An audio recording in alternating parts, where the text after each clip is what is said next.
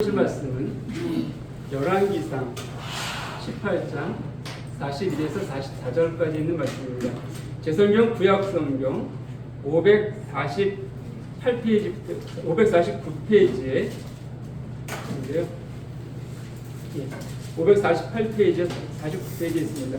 열왕기상 구약성경입니다. 18장 41에서 44절까지 제가 한 절 읽고 여러분이 한 절 읽고 서로 교독하도록 하겠습니다. 제가 먼저 읽겠습니다. 엘리야가 아합에게 이르되 올라가서 먹고 마시소서, 큰 비소리가 있나이다. 아합이 먹고 마시러 올라가니라. 엘리야가 갈멜산 꼭대기로 올라가서 땅에 물어 엎드려 그의 얼굴을 무릎 사이에 올리고 그의 사환에게 이르되 올라가 바다 쪽을 바라보라. 그가 올라가 바라보고 말하되 아무것도 없나이다. 이르되 7번까지 다시 가라. 7번째에 이르러서는 말하되 바다에서 사람의 손만한 작은 물이 일어나나이다. 이르되 올라가 아합에게 나가기를 비에 얹히지 아니하도록 마차를 갖추고 내려가소서 하라. 예, 고맙습니다.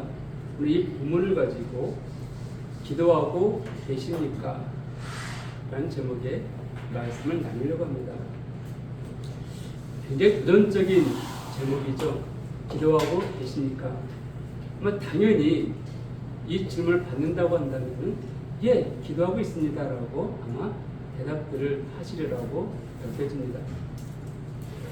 근데 제가 왜 이 말씀을 준비했냐면은 한번 나누고 싶었던 말씀이었다가 다시 다른 것들 좀 묵상하는 가운데 몇 주 전에 어느 형제님 선교지에 나갔다가 잠시 안식년 맞아 들어왔던 형제님의 말씀을 들으면서 우리 가운데 필요한 부분이다. 그래서 다시 이 말씀을 준비하게 됐습니다.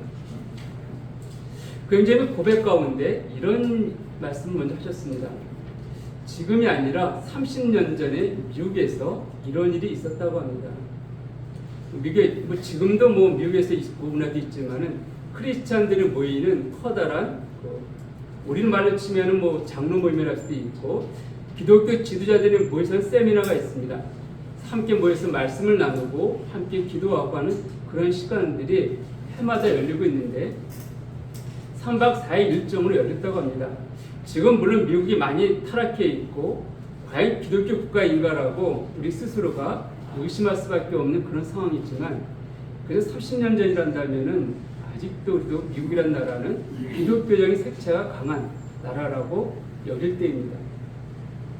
그래서 이렇게 한번 지표가 있으면요, 미국은 워낙 큰 나라이기 때문에 비행기 타고 오신 분도 있고 기차 타고도 몇 시간씩 오신 분도 있는데 3박 4일이라는 일정이지만은 거의 그렇게 오시려면은 일주일을, 왜냐하면 워낙 멀리서 오기 때문에 그렇습니다. 거기에 3,000명이 참석했는데 그 참석한 사람들은 미국 내에서 나름 지명도가 있는 기독교인들이었습니다. 큰 모임을 사역하는 목사님이라든지 아니면 청춘 사역자들이 함께 참여했다라고 합니다. 근데 그때 주 강사가 이런 마음이 좀 주시더랍니다. 하나님께서 이분들한테 얼마나 기도하고 있는지 한번 물어보고 싶다, 물어봐야 되겠다 라는 마음이 들어갔고, 우리가 어느 세미나 같은 데 가게 되면 등록하죠. 등록을 받으면서 당신은 하루에 얼마 정도 기도하십니까? 라고 질문을 던지고 그 답을, 시간을 적어내겠다라고 합니다. 그래서 그걸 받아봤더니 평균적으로 그 기독교 사역자들, 평신 사역자들이죠. 그들이 비행기 타고 올 만큼 자기 사업이 있음에도 불구하고 그 사업을 일주일씩이나 미뤄두면서, 아마 여기 직장 다니시는 분이라든지 사업하시는 분은 아실 겁니다. 일주일 동안 자기를 하지 않는다는 것은 엄청난 거거든요. 그러니까 그런 갑주를 하면서 이 모임에 참석할 만큼 주님을 사랑하고 모임을 사랑하고 영을 사랑하시는 분들이 모였는데 그중에 평신도 지도자들은 하루 평균 5분 정도 기도합니다. 30년 전 얘기입니다. 그럼 목사님이, 그리고 교회를 사역하시는 분들 얼마 정도 기도하고 계시는가? 그분들은 평균 8분 정도 기도한다라고 써냈다고 합니다. 너무 좀 충격적이었습니다. 우리가 올 초에 대학로교회에 계시는 김대장님 모셔서 교제할 때 그 형님이 모임의 새벽 기도회를 여러 군데서 이제 모임을 개최하실 때마다 가셨던 말씀을 드리면서 참 많이 도전이 되어졌습니다. 이따 한번 언급하겠지만 그 형제도 정말 기도가 안구 모임 볼 때마다 이 기도가 사라진 것 같아서 많이 안타깝습니다. 그 형제도 선교제 파송되기 전에는 정말 뜨겁게 기도했던 그런 교회였었는데 지금 시간이 지나서 거의 20년 이상 지나다 보니까는 지금 그 모임, 파송했던 교회가 어떻게 기도 모임을 갔습니까? 라고 했더니 금요일날 기도 모임이 사라졌고 수요일날 모임 끝나고서 기도회를 좀 갔습니다. 근데 수요일날 말씀을 나누신 형제들은 그렇게 여러 명 형제들이 나누길 애쓰고 있지만은 기도 모임은 30분 정도 몇몇 형제들만 참석하고 있습니다. 물론 그 참석한다는 것은 전체 기도한다는 게 아니고 우리가 이렇게 몇몇 형제들 돌아가면서 몇몇 형제만 기도하고 끝마칩니다. 라는 말을 들으면서 참 많이 아쉬워하고 안타까운 얘기를 듣게 됐습니다. 그 형제가 그런 이면 가운데서는 자기가 상기한 지역 가운데 가장 최근에 나왔던 것이 코로나 시국에 나왔다가 코로나가 이렇게 확산되어지면서 출국할 수 없게 되었습니다. 1년 넘게 한국에 머물고 있다가 아주 어렵게 좀 주는 은혜 가운데에서 그 전세기 한 대 뜬 걸 타고 지역에 갈 수 있었다라고 합니다. 근데 지역에 갔더니 1년 정도 시간을 비웠는데 자기가 나올 때 그렇게 믿었던 일꾼된 청년 자매들이 2명이 있었는데 2명이 다 죄 가운데 넘어졌더라는 거예요. 처음에 몰랐었는데 한 자매는 아예 교회를 안 나오고 있고 한 자매는 자기가 가고 얼마 안 있어서 찾아왔다고 합니다.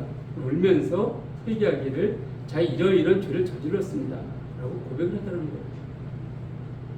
너무 황당하고 너무 어렵고 너무 마음이 어려워하고서 자 이걸 어떻게 할까 하다가 이것을 네가 교회 가운데 고백할 수 있겠느냐 할 수 있겠다라고 해서 교회 성도들 앞에서 그 자매가 자기의 죄를 고백하고 그럼 이거 어떻게 해결이 될 것인가. 그때부터 교회 일꾼들은 하루 2끼씩 금식하고 교회 성도들은 하루 1끼씩 금식을 했다고 합니다. 3개월 동안 교회 일꾼들은 2끼씩을 성도들 1끼씩을 3개월 지나니까 하나님께 길을 보이시더라는 거예요.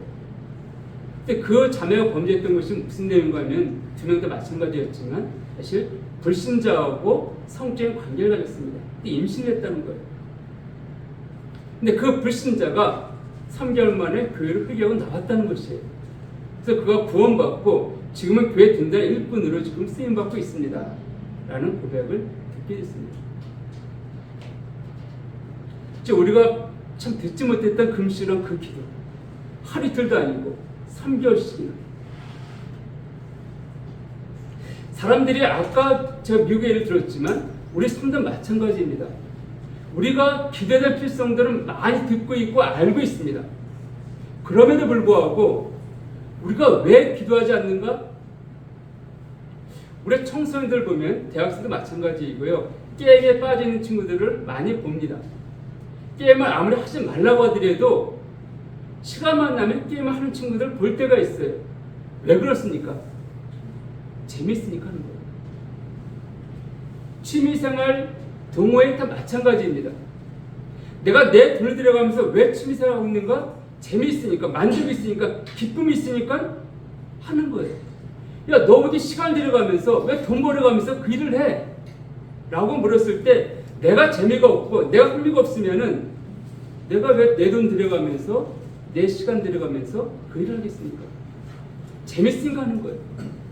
마찬가지로 우리가 왜 기도를 하지 않습니까? 기도가 재미가 없으니까 하는 거예요. 흥미가 없으니까. 그 기도가 왜 재미가 없고 왜 흥미가 없는가? 기도의 응답을 받지 못했기 때문에 그렇습니다. 아주 간단해요. 내가 기도할 때마다 그 기도의 응답을 받는다라 한다면은 하지 말려도 더 기도하려고 애쓸 겁니다. 근데 내가 아무리 열심히 기도해도 하나님께서 정말 살아계신 건 내가 인정하는데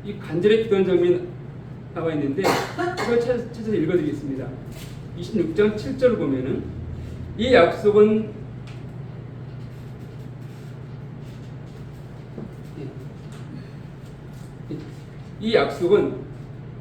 우리가 우리 12시간 밤낮으로 간절히 하나님을 받들어 섬김으로, 이게 간절한 단어가 언급되어졌거든요. 이것이 이제 야고보서 5장 17절 보게 되어지면 너희 아픈 자 있냐? 저는 정말 간절히 기도하라 되어 있는데 같은 의미입니다. 영어로는 에스너스틀이라는 단어인데 힘껏, 아주 네 힘껏 기도하라, 이런 의미예요. 근데 어떤 분들은 말합니다. 예수님께서 기도할 때 이렇게 말씀하지 않았습니까? 너희는 기도할 때 다른 사람이 보지 못하도록 골방에 들어가서 은밀히 기도해라. 하나님 다 보시고 기도 응답하신다. 굳이 너희가 큰 소리 외쳐 부르지 않아도 하나님 귀머리가 아니기 때문에 다 알아들으셔. 그 기도할 필요 없어. 그냥 조용히 내 골방에 들어가서 잠잠히 기도하면 돼. 오히려 그 큰 소리 기도하는 거에 대해서 거부감을 느끼고 잘못됐다라고 여기시는 분들도 없지 않아 있습니다. 그런데요, 마태복음 5장에서 했던 그 말씀, 그 6장에서 그 말씀은요, 남들에게 보이길 좋아하는 그런 기도, 정말 그들 함께 기도하기보다는 남들 앞에서 자랑하기 원했던 바리새인들 향하여서 그렇게 기도하지 말라는 의미예요. 너희는 정말 기도의 목적이 하나님께 간절히 구하는 게 아니라 나 이만큼 신령한 자야, 나 이만큼 기도하는 자야, 이걸 자랑하고 내걸기 원해서 하는데 그런 기도하지 말고 오히려 정말 기도하기 원하면은 사람이 보이려 하지 말고 하나님 앞에서 기도해, 이런 의미입니다. 만약에 하나님께서 우리의 기도를 정말 1대1 골방에서 하시는 그 기도만 원하신다 한다면은 다니엘서 이따 다시 보겠지만 다니엘이 어떻게 기도했습니까? 다리오 왕이 누구든지 나 위에 다른 신에게나 다른 거에 기도하는 자가 있으면 어떻게 한다고요? 그를 잡아다가 사자굴에 집어넣을 조서를 내렸습니다. 그럼 만약에 다니엘이 이 말씀을 딱 보았으면, 그래, 내가 기도해야 되는데 창문 열고 기도했었거든요. 창문 닫고 기도하자, 다른 사람 보지 못하게, 이렇게 하지 않았을까요? 근데 그럼에도 불구하고 다니엘은 창문을 열어놓고, 사람들이 항상 보고 있었죠. 열어놓고 기도했다라고 성경은 말하고 있습니다. 그러니까 우리는 말씀 정확히 이해해야 되는 거예요. 골방에 들어가는 기도하는 그 의미를 정확히 이해해야 됩니다. 우리 성경은 하나님께 간절히 기도했던 모습들을 성경에 많이 언급하고 있는데, 사도행전 26장 29절을 보게 되어지면 사도 바울이 함께했던 제자들과 헤어지면서 기도했던 장면이 거기에 언급되어 있습니다. 20절 29절을 제가 읽어드리면은, 자, 바울이 이르되 말이 적으나 많으나 당신뿐만 아니라 오늘 내 말을 듣는 모든 사람도 다 이게 결박된 것 외에는 나와 같이들 함께 원한다. 이 원한다는 말이 있는데, 이 원한다, 이 단어가요, 마태복음 8장 5절이라든지 14장 6절을 보게 되어지면 마가복음에도 언급되어 있고요. 그 길 가다가 장 힘든 자, 또 몸이 아픈 자들이 예수를 찾을 때 간절히 기도했다, 구했다, 이 단어예요. 자, 우리가 알고 있듯이 예수님이 성을 지나갑니다. 그때 앉은 메이가 어떻게 합니까? 바디메가 어떻게 했나요? 조용히 앉아갖고서 골방에서 기도했으니까 하나님이 내 귀를 만드신 분이니까 내가 조용히 말을 다 알아들으실 거야. 그리고 조용히 예수님 이랬을까요? 전혀 아닙니다. 사람들이 제자고 있음에도 불구하고 겉옷을 벗고 뛰어나갔다라고 말하고 있습니다. 한번 생각해 보십시오. 눈이 안 보이시는 그 바디메오가 그 사람들이 막 걸어가고 있는데 그 뛰어가는 거예요. 사람 부딪히면서도 예수님 내가 여기 있습니다. 내가 여기 있습니다. 이게 원한다는 거예요. 이게 구하는 모습이었습니다. 너무 간절하기 때문에, 정말 이 시간이 아니면은 내 눈이 띄울 수 있는 기회가 없기 때문에, 또 자기 딸아이가 병든 백부장이 와서 기도했습니다. 간절히 구했다고 말하고 있어요. 성경은 많은 무려 복음서를 보게 되었지만 많은 사람들이 예수님께 구했다고 말하고 있습니다. 어떻게 해요? 간절히 외치면서 구했다라고 성경은 말하고 있습니다.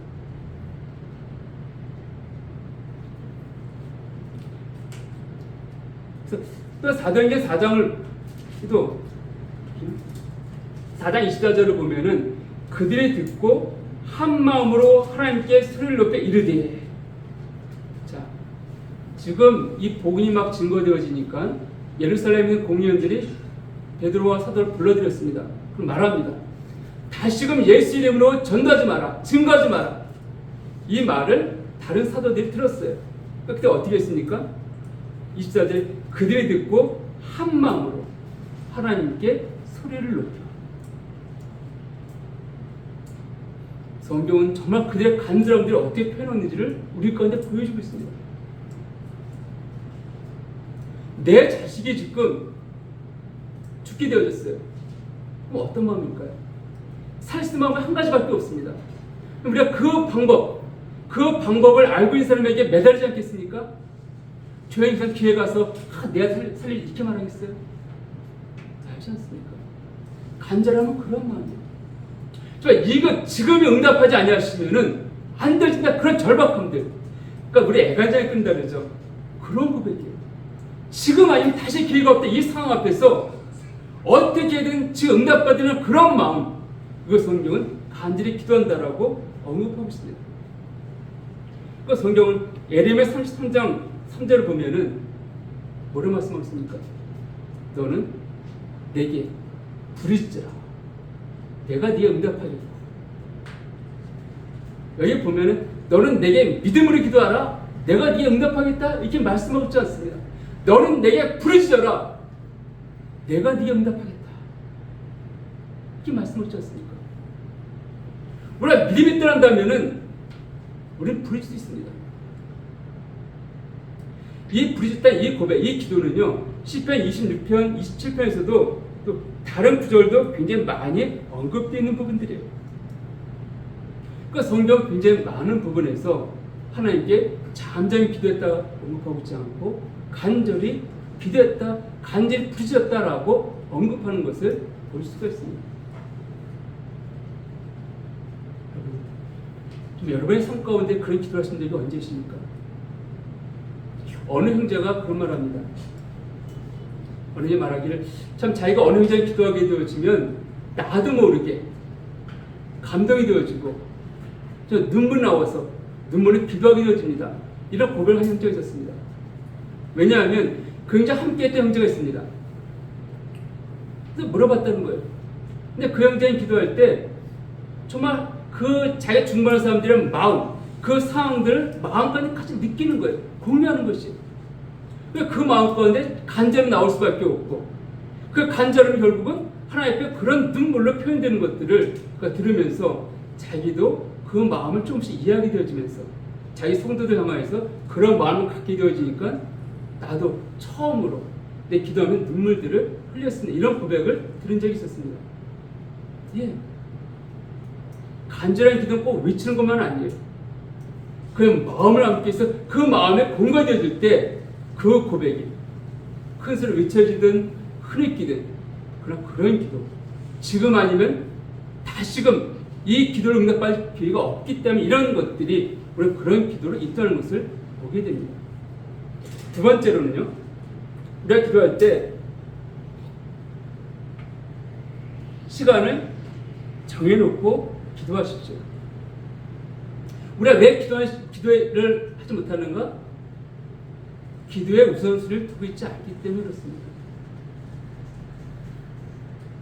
내 삶 가운데 기도에 우선순위를 두고 있다는다면은 우리가 항상 우선순위라는 의미가 무엇입니까? 먼저 해야 될 일이잖아요. 그 시간을 기도에 우선순위를 두지 않고 하다 보니까 현대가 얼마나 바쁘게 돌아갑니까?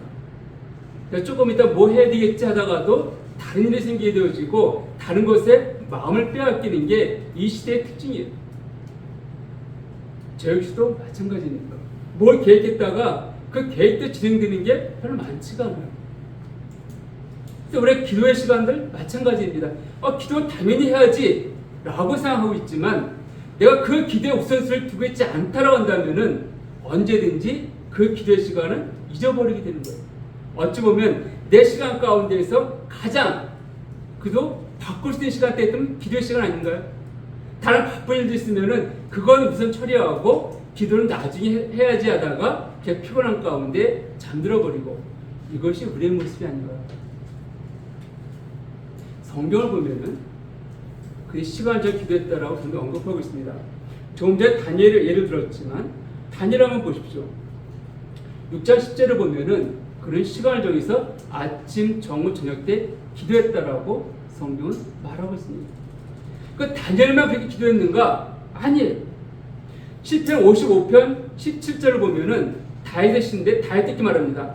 내가 아침과 정오와 저녁 때 기도하리이다라고 고백하고 있습니다.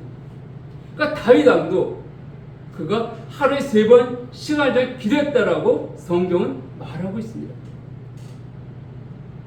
이것은 구약 시대의 사람은 이렇게 기도했는가요? 아닙니다. 사도행전을 보게 되었지만 사도행전 3장 1절을 보면은 사도들이 성전에 올라갑니다. 근데 뭐라 표현되어 있습니까? 성전에 올라갈 때 제9시 기도 시간에라고 성경은 말하고 있습니다. 제9시 기도 시간에. 무슨 시간이라고요? 기도 시간입니다. 자, 이들은 이 9시간, 이 시간이 기도의 시간을 삼았다는 거예요. 이들 시간 맞춰서 성전에 기도하러 올라갔다고 성경 말하고 있습니다. 그 10장에 가게 되어지면 고넬료가 시간에 맞춰 기도했다고 언급되어 있고, 베드로도 6시에 기도하러 올라갔다라고 성경 언급하고 있습니다. 즉, 우리 초대교회 성도들을 보아도 그들이 기도의 시간을 정해서 일정한 시간에 기도했다는 것이에요. 그들은 그 시간을 무엇보다도 우선시했고 그 시간을 가장 앞에서 기도했던 자들입니다. 여러분, 이 세상을 변화시키는 건 누구입니까?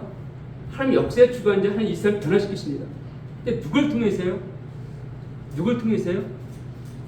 우리의 기도를 통해서. 그러니까 주님이 가르쳐주신 기도 말씀드렸죠. 무슨 내용이 있습니까? 뜻이 하늘에서 이루어진 것처럼 이 땅에서 이루어지이다. 그 기도하라고 가르치신 거예요. 하나님께서 이 땅에 개입하시기 위해서, 역사하시기 위해서 우리의 기도가 필요하다라고 말씀하고 있습니다. 그렇다고 한다면 이 세상을 변화시킨 자가 누구입니까? 기도하는 자들이에요. 우리가 기도할 때 내 삶을 변화시키고, 내 가정을 변화시키고, 내 교회를 변화시키고, 내 나라를 변화시키고, 온 세계를 변화시킨다는 거예요. 무엇을요? 기도하는 거예요. 기도입니다. 이게 기도의 능력이에요.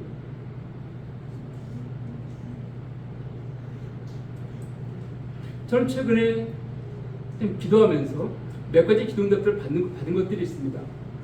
참 놀라워요. 좀 너무 뜻밖의 어떤 것들을 듣게 되어지면서 너무 놀랍고, 이런 표현을 썼으면 제 아내한테 두렵다. 왜요? 하나님 이렇게까지 일하시는 거 보니까 내가 두렵다. 물론 제가 하는 것이 아니고 제 기도의 제목들을 받은 게 있어서 중보기도한 몇 가지가 있습니다. 근데 너무 놀랍게 그 기도 일하시는 걸 보게 되어지면서 간증을 들으면서 두렵다. 하나님 이렇게 내 기도 가운데 일하시는구나. 이런 마음이 들었습니다. 참 두려운 마음이 들었어요. 우리 기도를 통해서 일하기 원하십니다. 내가 기도하지 않으면요 아무것도 일어나지 않습니다. 근데 내가 기도하면은 일어납니다. 역사가 일어납니다. 하면 역사가 일어나는 거예요. 그렇기 때문에 우리 삶 가운데 가장 우선시해야 될 게 무엇인가? 바로 기도의 시간입니다. 기도의 시간입니다.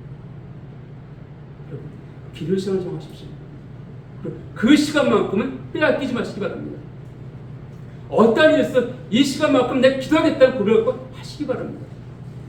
우리가 믿음의 사람들, 우리가 성경에 나와 있지 않음에도 불구하고 우리 일반적으로 대하는 믿음의 신앙의 위인들을 보게 되어지면 그들 삶 가운데 많은 시간들은 기도 가운데 자신을 들였음들을 보게 되어집니다. 우리의 기도의 왕인 조지 밀러는 말할 것도 없습니다. 그 밀러가 기도했던 그 다락에 올라가면은요, 밀러인가 정확히 안 나는데 그 무릎이 딱 무릎을 기도하다 보니까는 거기가 구멍이 뚫려 있다고 합니다. 그러니까 패였다는 거예요, 나무가. 왜? 계속 무릎 기도하다 보니까. 또 기도의 아버지라 할 수 있는 하이드라는 분이 있습니다. 이번 영국 분이신데 영국 사람들은 그 18세기 꼭 중전물 쓰고 다니셨죠. 이번 집에서 출근해갖고 자기가 일하는 직장까지 걸어갈 때 어느 지점부터 어느 지점까지는 중정을 벗었다고 합니다. 그 시간은 기도한 시간이라는 거예요. 걸어가면서. 그러니까 그 시간대에는 사람들이 지나가면서 인사해도 인사 받지 않았다고 합니다. 왜? 기도의 시간이니까. 그러니까 사람들이 저분은 저때 기도하고 있구나.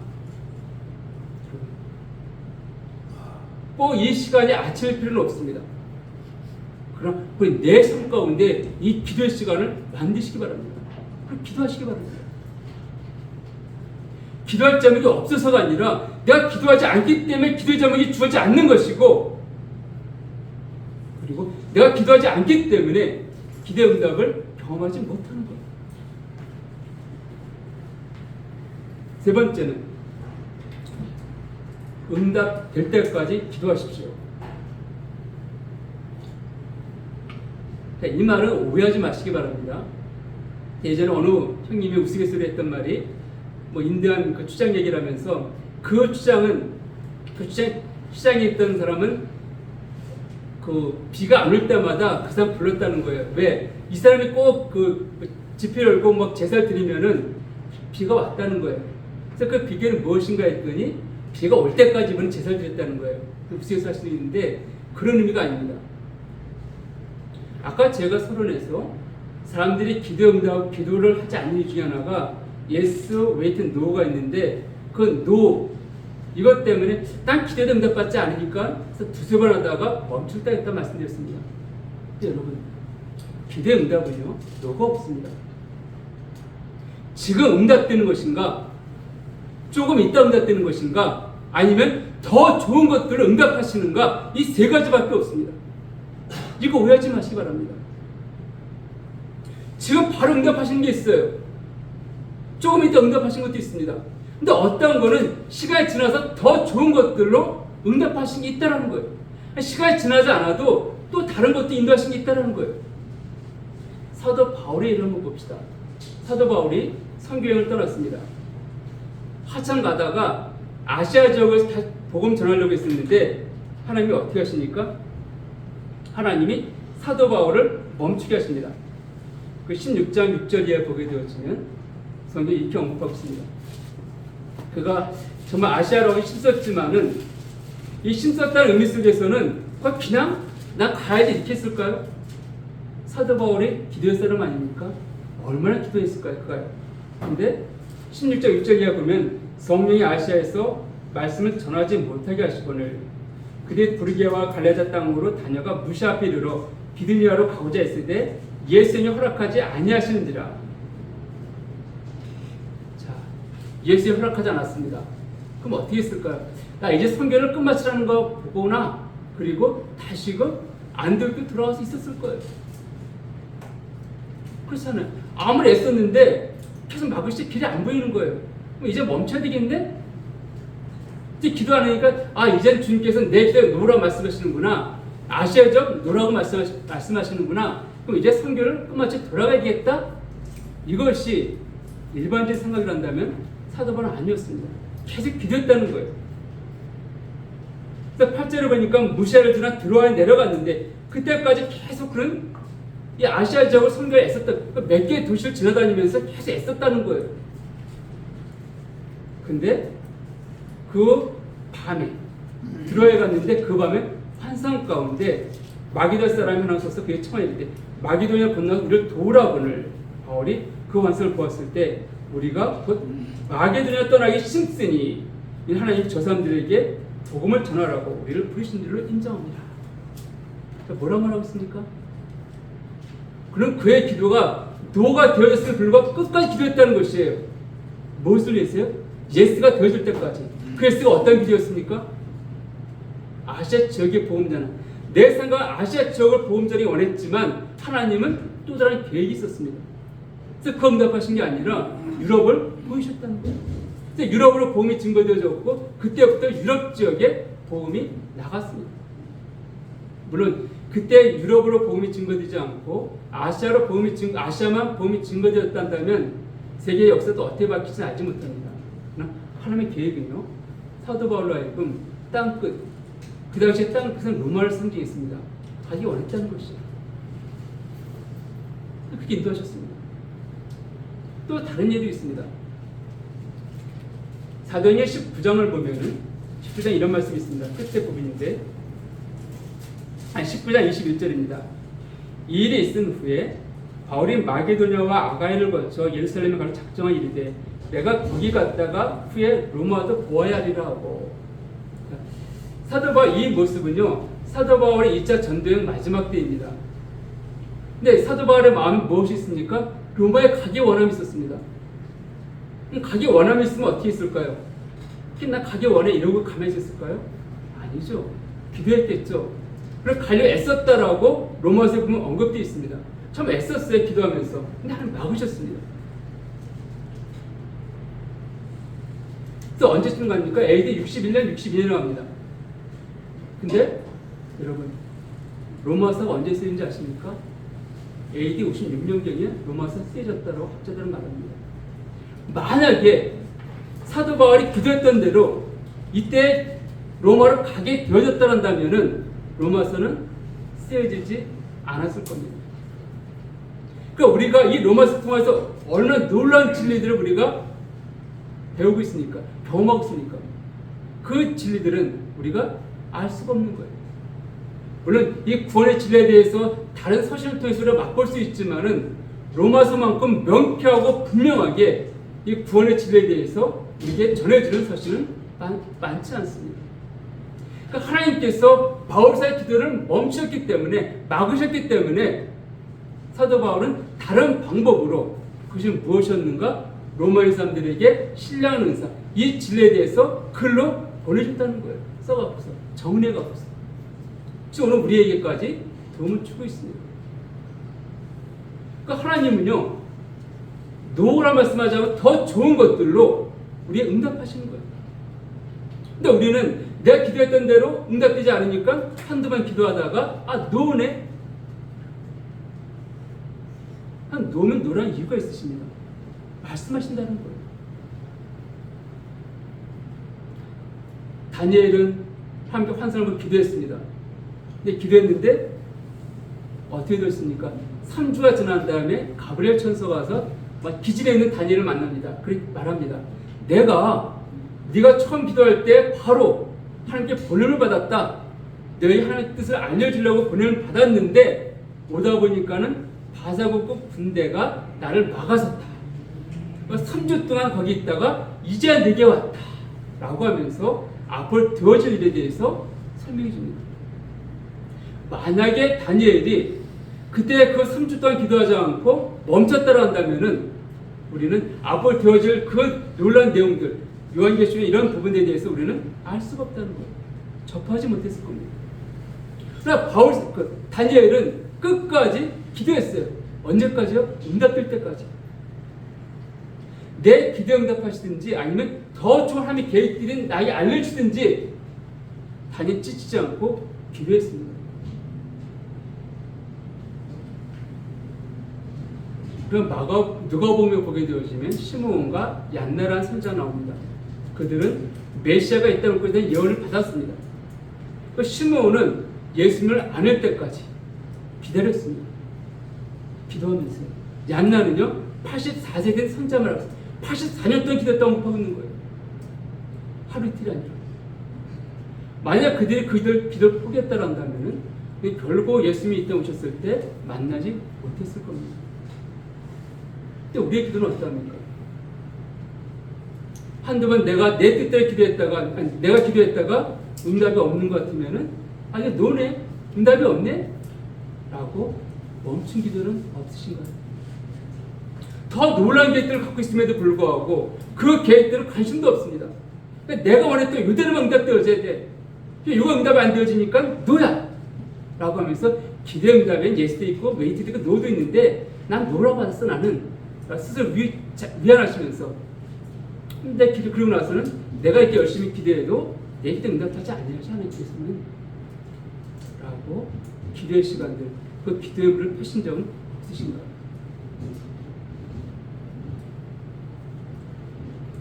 사랑하는 여러분, 이런 기도에서 좀 간절히 시간을 정해서 응답될 때까지 기도한 이상, 이게 가장 완벽하신 분을 한분 소개해드리고 말씀을 마치겠습니다. 그건 누구입니까? 여러분 잘 알고 있는 예수님이십니다. 예수님의 삶을 보게 되어지면, 누가복음 22장 44절을 보게 되어지면, 겟세마네 동산에 기도할 때 간절히 기도했다라고 성경 말하고 있습니다. 얼마나 간절히 기도했는가? 땀방울이 핏방울처럼. 그 차이가 뭔지 아십니까? 땀을 안 흘릴 때 뚝 땀을 떨어져요. 피는요, 한 방 떨어지지 않습니다. 이 피가 동맥 끊겨 보세요. 흘러요. 흘러내립니다. 그러니까 예수님의 그 기도가 얼마나 간절했는가를 표현한 방법이에요.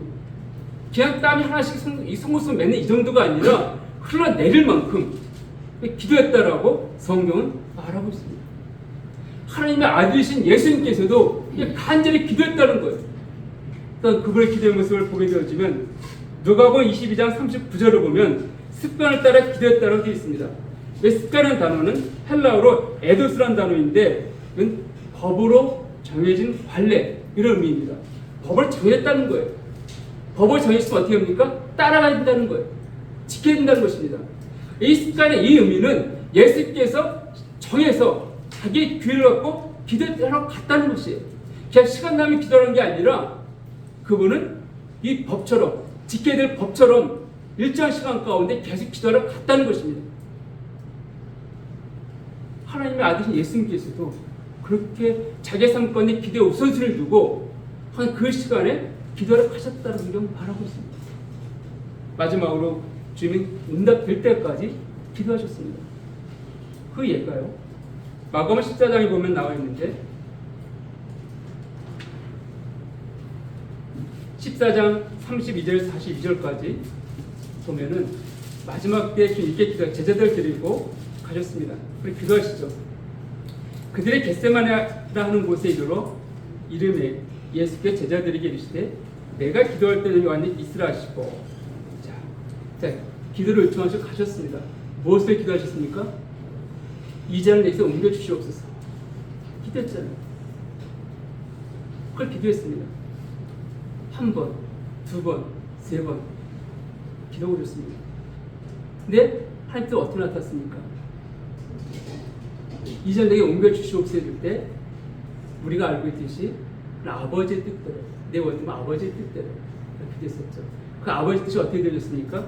36절 보니까는 이르시되 아빠 아버지여, 아버지께는 모든 것이 가능하오니 이 잔을 내게서 옮겨 주옵소서. 그러나 나의 원대로 마시옵고 아버지 원대로 하시옵소서라고 하시고, 근데 어떻게 하셨습니까? 41절에, 마가복음 14장 41절입니다. 세 번째 오사 그때 이르시되 이젠 자고 쉬라. 그만 되었다. 때가 왔다. 자, 그만 되었다. 이제 기도할 이유가 없다는 것이에요. 왜요? 기도 응답이 되어졌기 때문에. 한 번 기도하신 게 아니에요. 세 번씩 기도하셨습니다. 끝까지 기도하셨다는 거예요. 응답 될 때까지. 하나님의 마음을 저도 확인할 때까지 기도하신 거예요. 그리고 됐다라고 말씀하십니다. 우리 주님께서도 이렇게 기도하셨습니다. 오늘 보면 때 엘리야의 모습들 여러분 생각해 보십시오. 어떻게 기도했습니까, 엘리야가? 분명 하나님께서 비가 내리겠다라고 비를 보낼 때 약속하셨습니다. 그러면은 우리 같으면 한 번 기도하고 그래 비가 올 거니까 그거 다 갔을 것 같아요. 근데 엘리야는 어떻게 했습니까? 한 번이 아니에요. 7번씩이나 사람을 보내고 때 왔다고 또 옵니다. 또 보내. 7번의 숫자는요, 우리가 히브리어 보면 완전 숫자를 의미합니다. 완전한 기도 응답이 나타날 때까지. 비록 그 응답이 작은 손바닥만한 구름이라 할지라도 그가 그것을 보았을 때 하나님이 일하시겠구나라고 그의 기도를 멈췄다는 것이에요. 이것이 바로 성경에 말하는 기도의 모습입니다. 다시 묻습니다. 여러분들 기도하고 계십니까? 기도의 삶들, 주께서 가장 원하시는 삶들입니다. 혹 여러분 이런 삶을 살고 있지 못하다면 우리가 다시 한번 기도의 삶들로 우리 자신을 드리기를 원합니다. 기도하시겠습니다.